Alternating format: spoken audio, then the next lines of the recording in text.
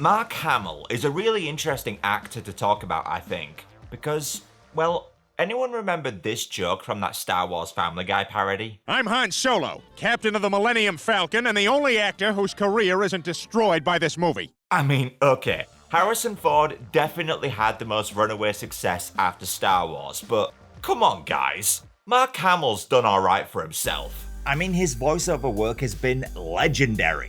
Firelord Ozai, Hobgoblin, Skeletor, Goro Majima, the Joker.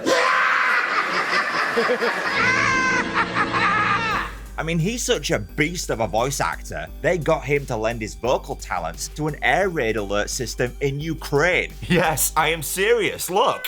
Attention, air raid alert. Proceed to the nearest shelter. Don't be careless. Your overconfidence is your weakness. May the force be with you. He said the thing. It's just a shame we're all gonna die. So yeah, Hamill's had a hell of a career outside of Star Wars. Behind the mic at least. Yeah, his animated exploits are bountiful and brilliant, but I doubt many of you guys can name any live action roles he's done that don't rhyme with puke pie porker. I mean, I'm sure some films come to mind, but can you honestly name any of these characters? Harrison Ford had Rick Deckard, Jack Ryan, Dr. Richard Kimball, Indiana Jones. Hamill had... The trickster. Oh, yeah, bargain bin Joker. Now, Harrison Ford went on to do many different genres, but he went back to sci-fi occasionally, with 2 successful Blade Runner films and appearances in Cowboys and Aliens and Ender's Game. Films which might not have always been critical successes, but they were big budget blockbusters that drew a lot of A-list talent. But with Mark Hamill, he too went back to sci-fi. In fact, more so than Ford. But nobody talks about the films he did. Many don't even know they exist. Which is crazy when you think about it. I mean, we have the leading star of the most successful science fiction franchise ever made, and then he went on to star in other science fiction projects. And you are all drawing a blank right now, aren't you? So let's talk about them. Because outside Star Wars, I counted 5 different science fiction movies Mark Hamill starred in, most of which came out in the 90s, which is an interesting era for Mark Hamill. Because let's be honest, the Star Wars sequels we all really wanted to see was Mark Hamill in his 40s, not his 60s. I wanted to see a Luke Skywalker in his prime, not this. So the following films could act as a glimpse into the episode 7 that never was. Let's take a look. Okay, so the first of Mark Hamill's sci-fi flicks post-Star Wars came out in 1989 with Steven Lisberger's Slipstream. Now, again, we have the leading star of the biggest movie phenomenon of all time teaming up with the director of Tron.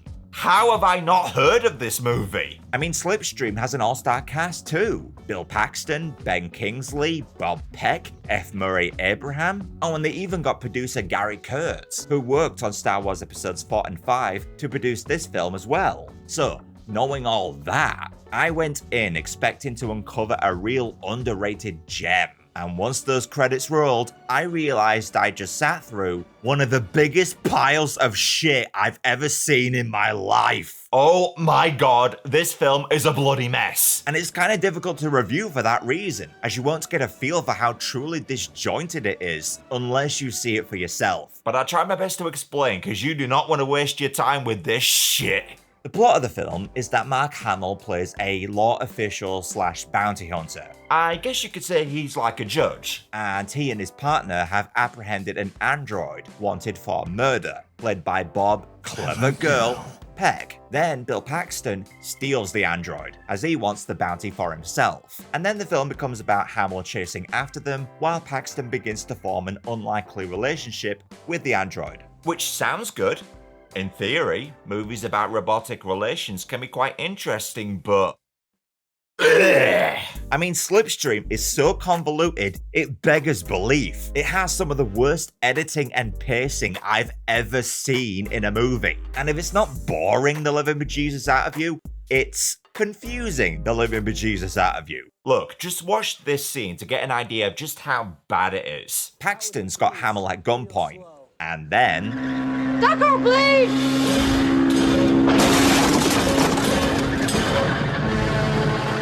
It went in here. Some people just don't get it. Time out?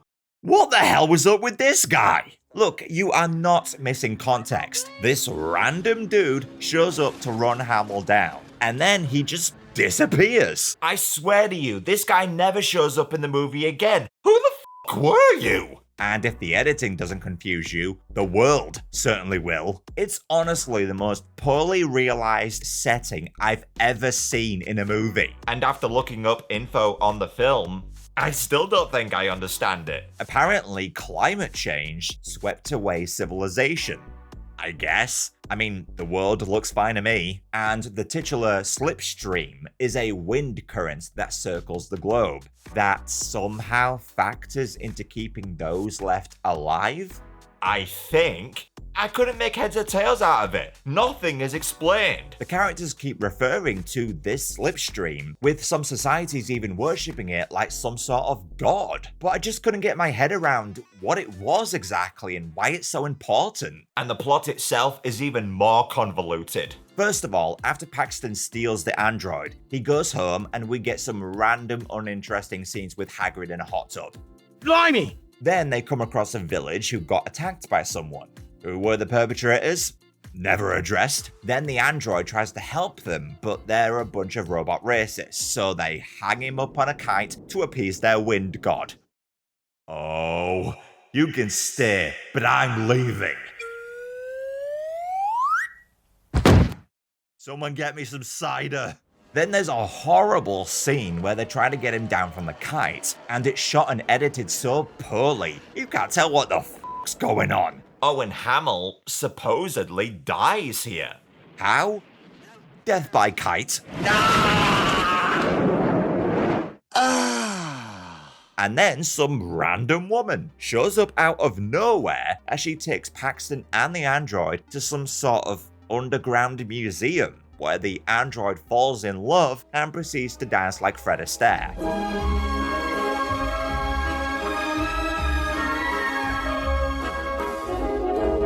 Look, that face you're pulling right now, that was my constant expression whilst watching this feature.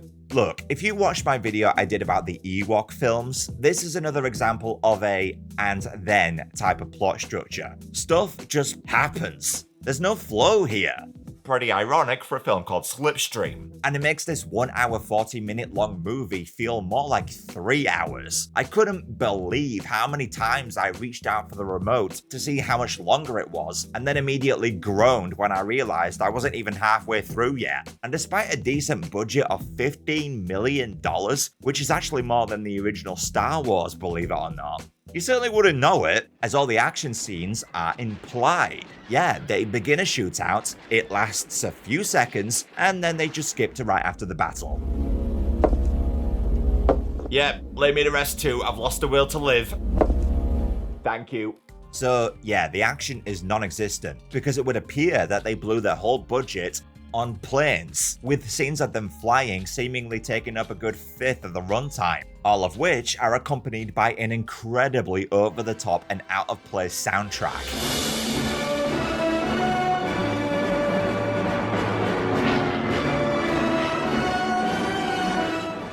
Guys, it's a plane flying. It's an inanimate f***ing object. It's not that impressive. Especially considering the only shot of the movie where a plane does any kind of stunt has the worst effects ever applied to it.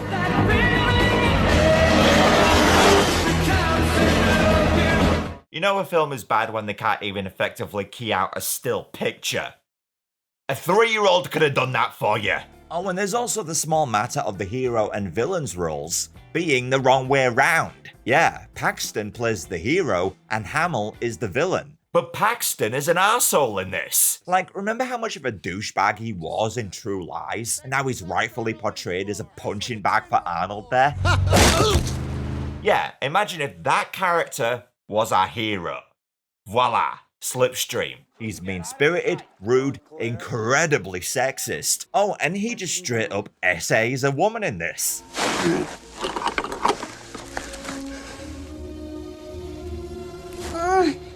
Again, remember when he did that in True Lies and how he then got ridiculed for it? I got a little dick. It's pathetic. But he does it here, and he gets the girl. Yeah, the woman he SAs falls in love with him at the end. What the actual This is wrong. The relationship between these two is awful. One minute she hates his guts, the next she's fawning over him. It makes no sense. And then you got Hamill, and he simply just wants to bring in the android for the murder he committed. And somehow that makes him the villain? I mean, he kills a few people, but it's either in self-defense or the victims in questions were the one harboring a known killer. Look, I'm not saying he's morally impeccable, but I'd take him over Rapey McDirkface any day. So it makes Hamill's actual death scene in the end hit not as hard as it should, which is a shame because he actually goes out with one of his trademark Joker laughs.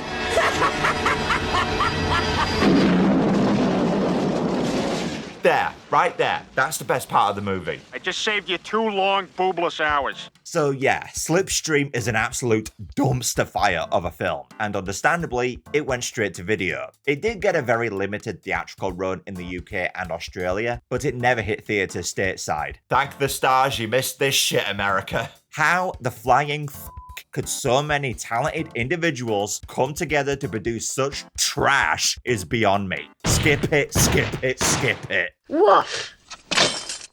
Okay, I need a palate cleanse, so let's move on to Hamill's next sci-fi flick. Of which came out in 1991, as he actually took a stab at a sci-fi themed superhero movie, specifically an American tokusatsu, an adaptation of a manga called Bio Booster Armor Guyver. The film was called The Guyver. MacGyver, MacGyver, MacGyver. No. The Guyver. Dumb name, I know. But still, going into this flick, I was like, Oh right, Mark Hamill's superhero movie. This is gonna be interesting. and then once I finished watching, I was like, What the hell is even that? this film is weird. Seriously, I've never seen anything as tonally confused in my life. I don't even know where to begin. I guess I'll firstly talk about the poster and how it's a complete lie. See how Hamill has top billing and it's his face merging into the superhero mask? Naturally, you'd therefore assume that Hamill was the superhero in this, but he's not. This guy is. Hamill plays a grizzled detective type who honestly doesn't even factor into the plot all that much. I guess they thought, well, we got Luke Skywalker, best we plaster his face all over the promo material. Please give us money, Star Wars fans. We'll even begin the movie with a Star Wars style opening crawl with a James Earl Jones sound alike. The Zoanoid leader, called the Zoalord, has awakened and formed the Kronos Corporation. Stupid. Anyway, regardless of the underhanded promo practices, what's the plot of the movie? Well, a bunch of weird-looking alien creatures kill a scientist because he's in possession of a bioweapon called the Guyver, which has the ability to transform a human into a powerful superhero. For some reason. The villains get duped, however, as the Guyver ends up in the possession of a man called Sean, as he dons the weapon to take down the evil Kronos Corporation, get the girl, and save the day. Oh, and Mark Hamill's there too. Now, the biggest issue with the film is undoubtedly the tone. This movie has no idea what it wants to be, because The Guyver is like a combination of John Carpenter's The Thing and Power Rangers. And I feel like I'm stating the obvious when I say those two don't f***ing mix! Seriously, on one hand, you have a super gritty, edgy, gory creature feature, including some scenes which are so grotesque, I'm wary of even showing them on YouTube. Which blows my mind, because this movie is PG-13. How they got away with that, I don't know. But on the other hand, you have scenes like this. Who is this movie for? I truly cannot fathom how they thought this was a good idea. One minute it's deeply disturbing and R-rated, the next it's Scooby-Doo? Guess not. What is this? And this all starts to make sense when you realize the guy who directed this goes by the name Screaming Mad George. That's the stupidest name I've ever heard. I'd like to send a personal apology to Chaos. You no longer have the strangest director name out there. I mean, look, the movie's imaginative enough, I guess. I actually really like the Guyver's costume and the effect they use when he suits up.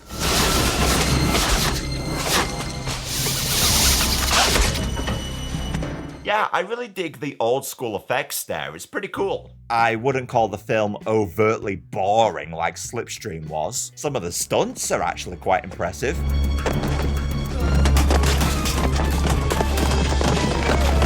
Ow. And the acting is not good, but it can be delightfully over the top. The major villain especially is delightfully hokey. Check out this line, which honestly sums up my thoughts on the movie. What is this? Some sort of masochistic joke? But cheesy OTT performances are nowhere near enough to save this feature. The main actress has been dubbed to oblivion. I mean, she is horrible. Let me go! I don't know anything! Oh, and then there's this really jarring transition effect they use. Oh, hello. New scene? Look, this wouldn't be so bad, but they keep on using it. I'm half expecting it's going to cut to someone who wasn't ready yet. Oh, and one of the monsters? Look, he's like Jar Jar, but worse. And a lot of you might be thinking, how could Jar Jar be worse? Oh, I don't know. How about if he rapped? Well, let me just tell you one thing. I'm gonna boot that thing with the Guyver in it. I'm going to make you crawl and gonna make you sing. Cause I want that Guyvin' jiving thing. Boy! And would you believe that this film got a sequel? Yeah, the cast didn't return, but in 1994, we got Guyver, Dark Hero. And I think most of you will recognize who goes on to play the Guyver.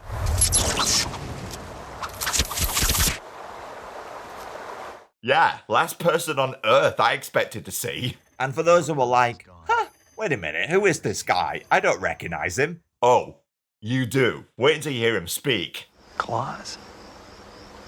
I'm not the one with the claws. Ringing a bell? That nervous glance, that scared look in your eyes.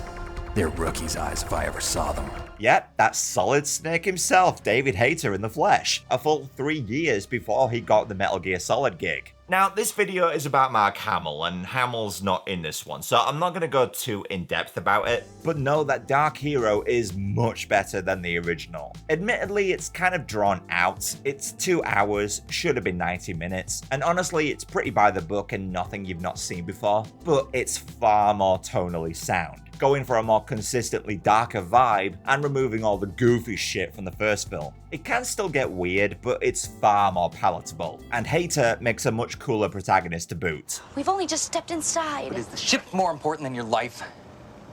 You're dealing with monsters here. Gotta admit, I'm surprised he didn't go on to become a bigger live-action star. But hey, he certainly found his groove behind the mic, which is coincidentally reminiscent of Hamill's career. Look, if you want to watch a live-action Guyver movie, this is your go-to. The characters are more likable and fleshed out, the choreography is stronger, the cinematography accentuates the creature designs better. It's not going to win any awards, but it's fine and completely watchable, which is far more than I can say for the original.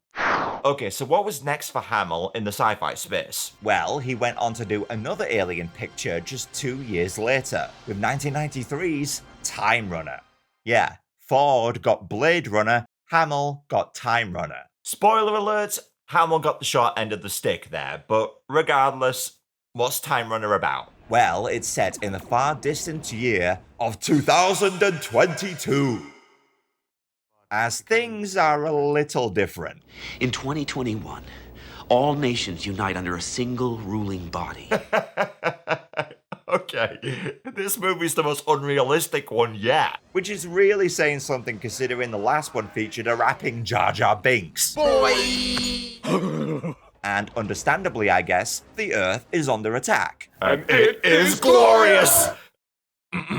Now, Hamill plays a captain aboard a spaceship, as his wife is a goner.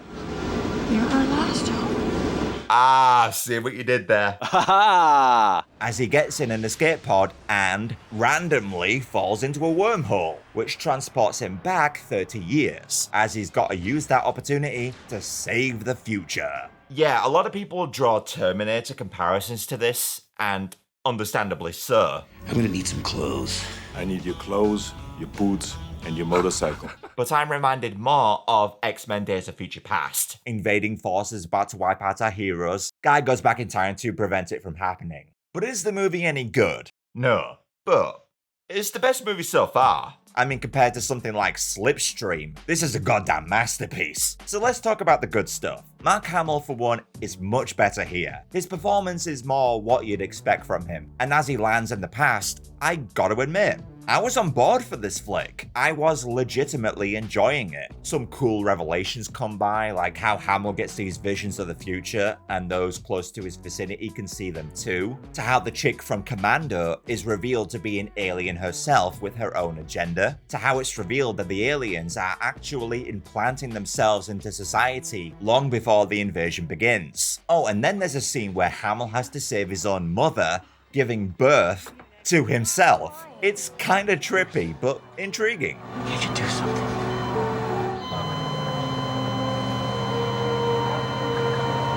Man, what is it with Mark Hamill's mothers keeping on dying in childbirth? Guy can't catch a break.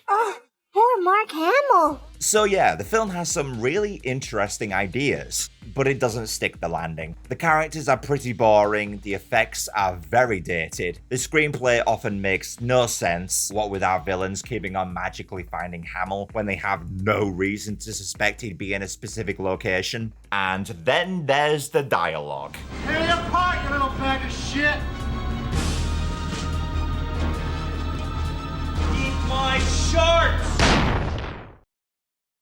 What an odd thing to say. Oh yeah, while we're here, let's talk about this guy. What the hell? Yeah, so this character is called Arnie, and Hamill and Commando Lady meet him when they hijack his plane, as unknown to them, he was sleeping in the back, and when he wakes, well... Who the hell are you? You're hostage, man. What do you think?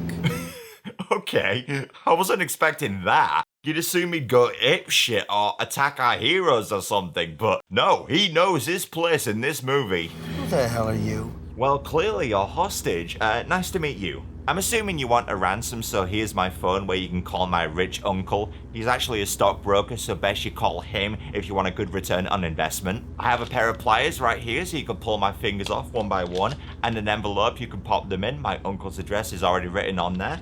Shall I blindfold myself now or later? And what's even odder is that Arnie just goes along for the ride. Yeah, he's got nothing to do with the plot. He has no reason to be here. He's just like, oh, you mean I get to be in a movie where I shoot aliens alongside Luke Skywalker? Say no more, just tell me who to point this at. If those aliens you told me about look human, how do we tell the difference? They don't feel pain. Yeah, but how do we know? Look, if they shoot at you, they're probably aliens. Huh. Did Captain America watch this movie? How do we know the good guys from the bad guys? If they're shooting at you, they're bad. So yeah, the film can be surprisingly fun at times. But there's issues galore. For one, the action scenes are awful. I mean, they're better than Slipstreams on account of action scenes actually existing, but it all goes tits up because of the 180-degree rule. Or lack thereof. If you don't know, this is a rule in filmmaking where you have to keep the camera on one side of the action. That way you don't confuse viewers with the placement of the characters, because if you put the camera over here, now the image will be flipped and viewers will lose track of the scene. And yeah, Time Runner doesn't give two shits about this rule. The action scenes are filmed and edited with zero care given to how the scenes flow. And that's not to mention how characters keep shooting at others and yet seemingly no one ever gets hit.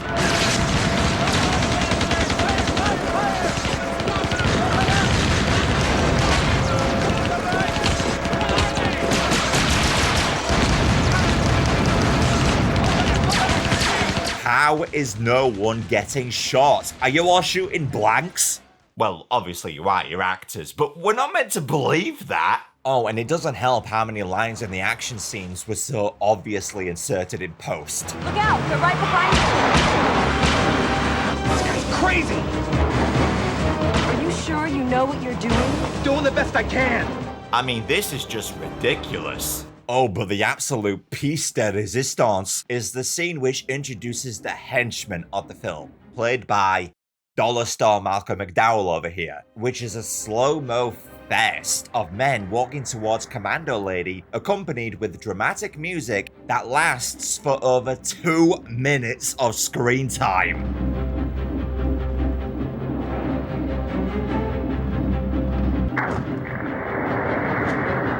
And to make it worse, as he gets closer, the soundtrack ups in tempo. It's like a parody.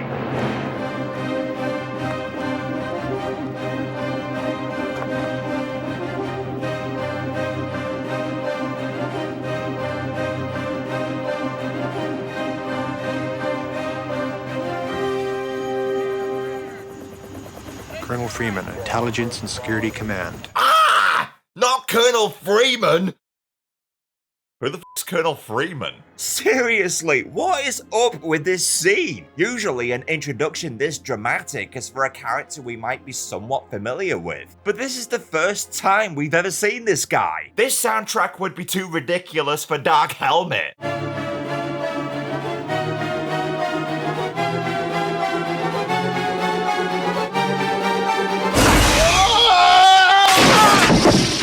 Oh, and the ending is atrocious. Remember Arnie and how he has absolutely no discernible motivation and has nothing to do with the plot? Well, he only just comes out of nowhere again to save the whole fucking day.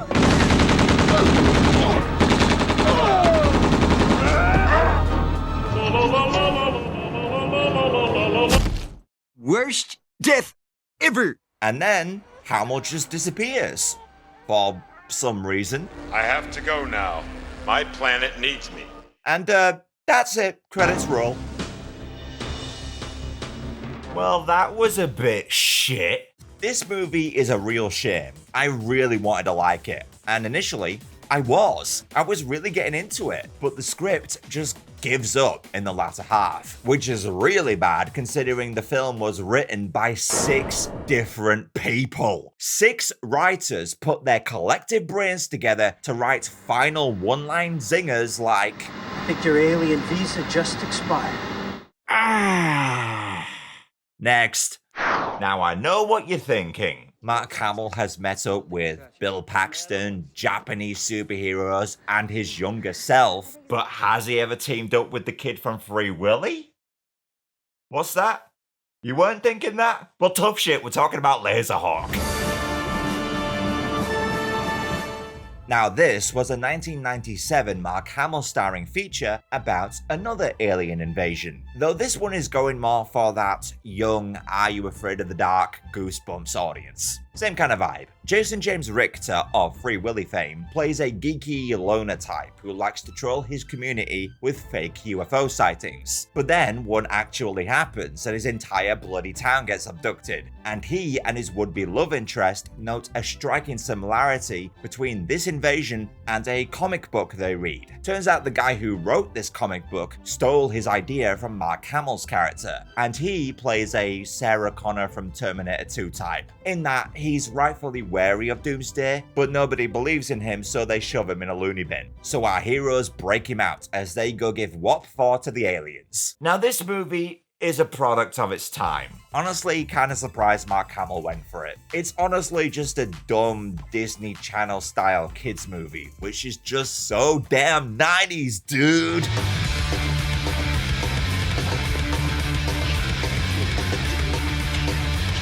Yeah, for anyone born after the new millennium, know that we were lame too. But okay, you're all wondering about Mark Hamill. And to be the bearer of bad news, he's not in this very much. They break him out of the loony bin, as they then break into a military base to steal a spaceship, of which Hamill knows how to fly. Human technology doesn't have a hope in hell against their attack fleet. But a Xenoite fighter just might. So, Hamill offers to portray an army official to get in. but his cover is blown, and a chase scene ensues. And then... Well, he'll be fine. Star Wars characters get shot all the time. Hell, he even got shot in Time Runners and he lived. No worries, he'll be fine.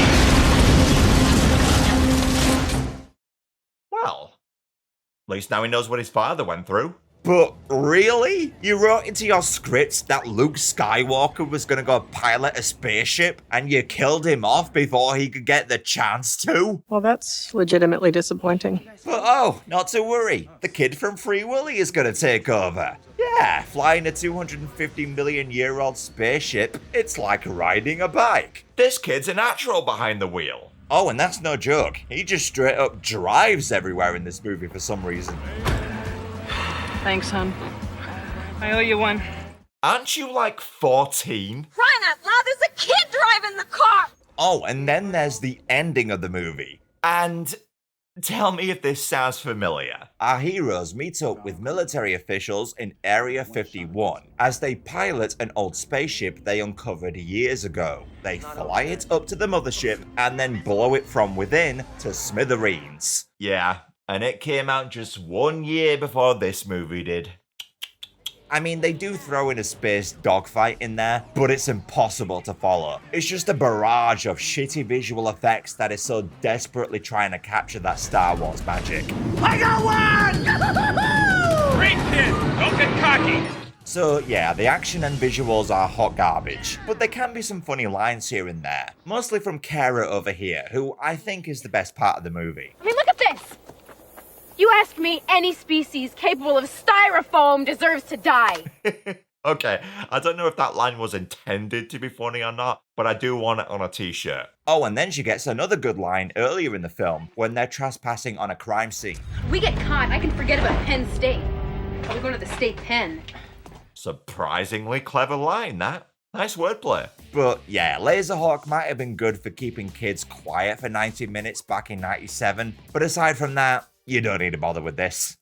Okay, so I think we can all agree on something by now. Mark Hamill, he's down for appearing in a lot of crap. And I thought maybe he prides himself a bit more with his voice work. But then I realized, oh yeah, he played a character in that travesty, didn't he? Oh, our princess has my good looks and your spending habits. Yeah, as long as there's a steady paycheck in it, Mark will believe anything you say. But still, aren't there any other movies out there? Have I truly now seen every Mark Hamill sci-fi flick known to man? Yes. I mean, Laserhawk. That was our last hope. No. There is another. Oh, yeah. Okay, I know these aren't movies, but you cannot talk about Mark Hamill's sci-fi without mentioning the Wing Commander franchise, of which are a series of space flight sims. But the third game in the franchise, Heart of the Tiger, marks a clear departure for the series, for it uses full motion video. Wow, the future is here. So I don't know about you, but this seems like a movie to me. The game even advertised itself with the slogan, "Don't watch the game, play the movie." And not only is Mark Hamill a part of this, they've got tons of other well-known stars too. John Rhys-Davies, Josh Lucas, Biff himself, Tom Wilson, and they even got the actual Malcolm McDowell this time. Things are looking up. And when the game was released, it did so to critical acclaim, and those that played the game back in '94 look at it with immense fondness. So does this mean people who've never played it should check it out today? Well, Wing Commander fans might kill me for saying this, but no. Now, this is not because the game is bad. It's not. It is good. For its time. Yeah, there are far better spaceflight sim games out these days, which you're much better spending your time and money on. Not to mention that these games are readily available to play on hardware you, actually own. You see, Wing Commander 3 was designed for early 1990s PCs, and getting it to run on modern ones is tricky. You're going to need to set aside time for YouTube tutorials to figure out how to set it up correctly, and I myself was lost. I just couldn't get the resolution right, and the audio wouldn't stop stuttering. So I gave up and I used an emulator, as I heard good things about the 3DO port. So I got that booted up, the game was running finally, and immediately I had no idea what I was doing. This game has such a steep learning curve. With the amount of button combinations you have to learn, it's too damn high. And the game's complete lack of tutorials make playing it quite tricky for anyone not already a spaceflight sim veteran. I mean, once you do understand everything, the game is fun. It does play well. But it's a little repetitive and, yeah, I mean, why play this when you can play this? Destroyed. Well done. I mean, come on. But don't misunderstand. Wing Commander 3 I have to commend for just how pioneering it is, because video games these days can often be just as much films as they are games. And Heart of the Tiger, I think, was the first game that could be described that way. I mean, sure, it wasn't the first to use full motion video, far from it, but it set a new standard for what gaming as a narrative construct could be. And I think studios like Quantic Dream, Telltale, and especially BioWare owe a lot of thanks to this game. I mean, Wing Commander 3 walked so Mass Effect could run, because in the game, you can freely explore your ship and you can build relationships with your crew, for they all have their own little story to tell. You've never seen it, have you? Seen what? Never seen pilots, people you know, getting fried in their own cockpit. I do my part for Confed. I don't think I've ever met anyone as frightened as you. And many of these characters are fellow pilots, which you can bring into battle as your wingmen. And during these dogfights, they can die. They can permanently be gone from the game, which admittedly wasn't a new feature at the time. Permadeath was a thing even back then, but to combine that mechanic with characters this well portrayed and acted was new and pretty exciting for the time. Now, the plot of the game is actually fairly simple. Mark Hamill plays a hotshot pilot called Christopher Blair as he gets transferred to a new battleship, which is currently fighting a war against the Kilrathi, a war-loving race of... A puny contingent of their soldiers has been captured.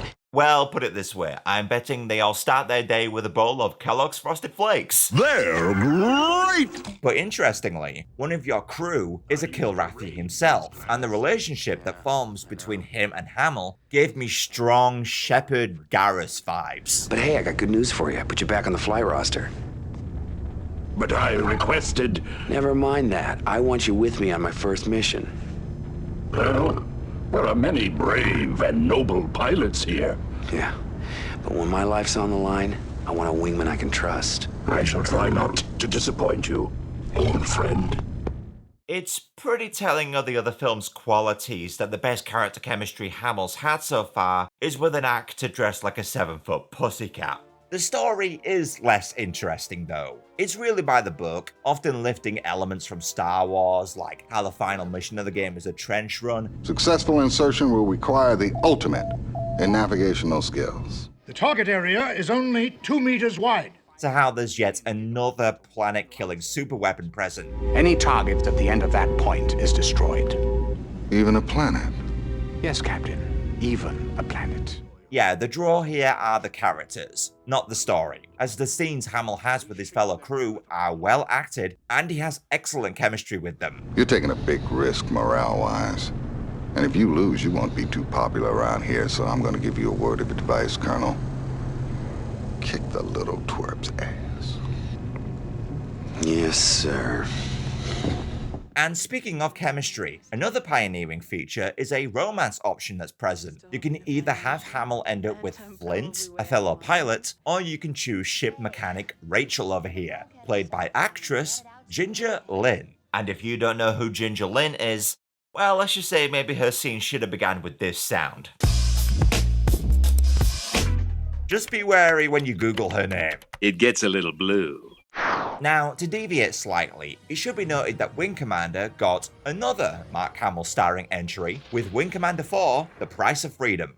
Oh, and there was also Wing Commander Prophecy, but he wasn't in that one much. And this sequel is a vast improvement, and this is mostly thanks to its increased budget. You see, Wing Commander 3 was produced for $4 million, but Wing Commander 4 tripled that to an eye-watering $12 million, an astronomical figure by the standards of 1996 gaming. GTA San Andreas cost less to make than that. And you'll notice immediately how much of an improvement it is visually, because the last game was pretty much limited to character A talking to character B on a green screen. That's 99% of what that game's cutscenes are. Wing Commander 4, however, is light years better. There's actual sets this time, and extras populate them to create very believable settings. This is mind-blowing, considering other games of the same year had cutscenes that looked like this. And thanks to a DVD release this got, the visual fidelity is much better too. If you don't want to play the game, the cutscenes are very watchable on YouTube. More well-known stars come aboard too, like John Spencer of West Wing fame, and Mark Dacascos plays one of the new pilot recruits. Second Lieutenant Troy Carter,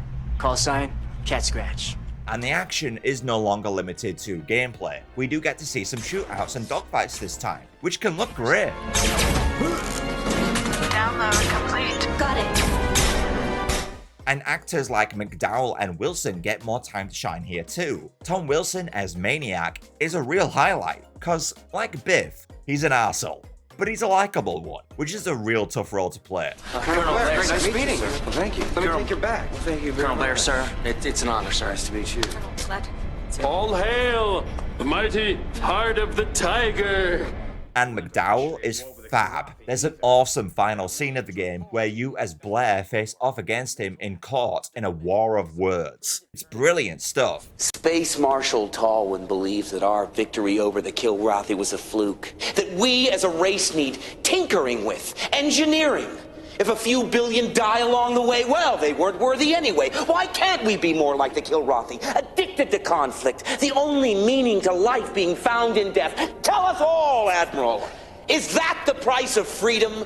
It just blows my mind we were getting video game experiences like this the same year we were playing Super Mario 64. But for most people, I still say skip this one. Yeah, the Mark Hamill starring Wing Commander games must be the only games I can give massive praise to, whilst at the same time not recommend them. Unless they get the modern day remaster treatment, which they sorely need. These games were ridiculously ahead of their time, and they deserve to be modernized so audiences today can appreciate them. I mean, get these put on the PlayStation and Xbox online stores at least. And whilst it doesn't look like any official studio is taking this task on anytime soon, I did discover a passionate fan project in the works. And these guys are actually in the process of remastering Wing Commander 4, and they're planning to release it on the game's 30th anniversary in 2026. So I'd honestly hold off until this remaster gets released or a budding game studio decides to take this project on themselves. Because if we could combine cutscenes like this with gameplay like this, Just hook it to my veins! I've got my fingers crossed we'll see something like that one day. Although, it is cool to see that as of the time of making this video, Wing Commander 3's director, Chris Roberts, is teaming up with Mark Hamill again. Not in a remaster, but a whole new video game called Squadron 42, which will be a linear single-player title set in the Star Citizen universe. It's been in development for seemingly forever, but it's looking good. And hey, maybe if this video does well, I'll take a look at it when that comes out. I could have pulled this off of the Galactopedia. Yeah, probably, but I think their solar mass calculations are wrong, though. Well, this is ridiculous. Okay, that's it for today, but why stop there? Links below is a video where I took a look at 2 Star Wars films that most of you haven't seen. Big shout out to my patrons. If you'd like to join too, you can for as little as $1. Links in the description if you're interested. Take care guys, peace out.